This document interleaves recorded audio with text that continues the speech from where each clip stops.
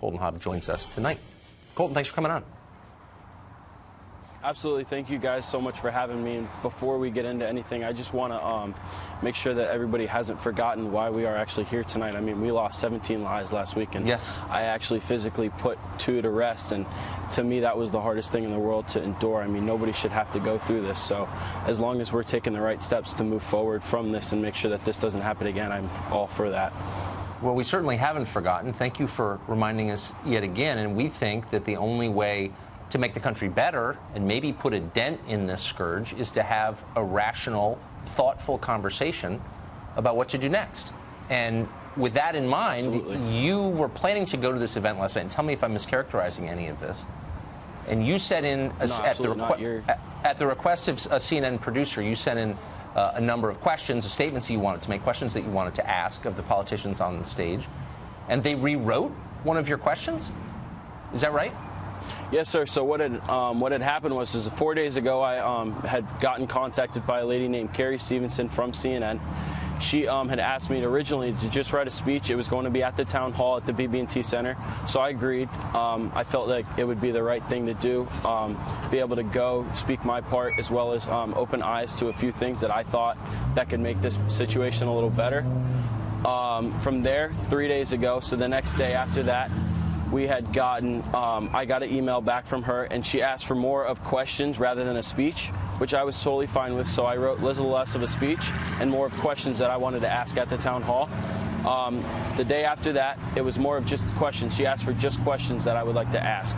So I gave her my questions, and then yesterday at about 5:15, I made contact with her, and she had asked if I just asked her one question. So what they had actually done was wrote out a question for me, because in my interview with CNN, I had talked about arming the teachers if they were willing to arm themselves in the school to carry on campus. And they had, she had taken that of what I had briefed on and actually wrote that question out for me. So I have that question here if you'd like me to ask it for you. Well, but I just want to make sure I have this straight. So you sent them a long, in effect, essay on what you thought, but they put Yes, their sir. own words in the question, and they weren't the same as the words you had sent in? They were the producer's words? Absolutely. They had taken what I had wrote and what I had briefed on and talked about, and they actually wrote the question for me. But not with your words. I mean, they put their own words into your question, even after they'd asked you to send questions in. But that seems dishonest. It definitely did, and that's kind of why I didn't go last night. Originally, I had thought that it was going to be more of my own question and my own say, and then it turned out to be more of just a script. And she had actually said that over the phone, that I needed to stick to the script. That's remarkable. What did you watch last night?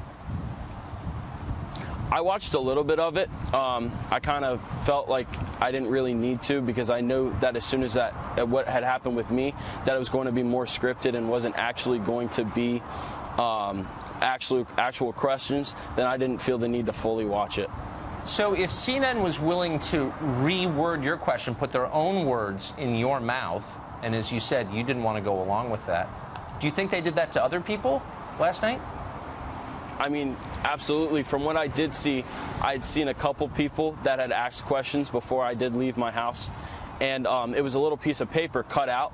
And I know for a fact that nobody cut their own paper out and wrote their own question, especially when they were all based off the same topic. So to me, from right there, it showed that this isn't correct. Why are they all have the same size piece of paper with a short little question on it? So to I guess me, it was a total what's waste surprising of my is time, you're not just some person off the street. You're a survivor of this shooting, and the point was to listen to you, to the survivors of the shooting. Were you surprised by the way they behaved? I mean, honestly, it was very shocking to me, because we just went through such a horrific tragedy. For them to take that and now make such a big news cast over what they want to hear, it was very upsetting to me. It's shocking to us too. Trust me, in the actual journalism business. Colton, thank you. Thank you for telling us that. It's really interesting. Absolutely. I appreciate it. Absolutely. Godspeed.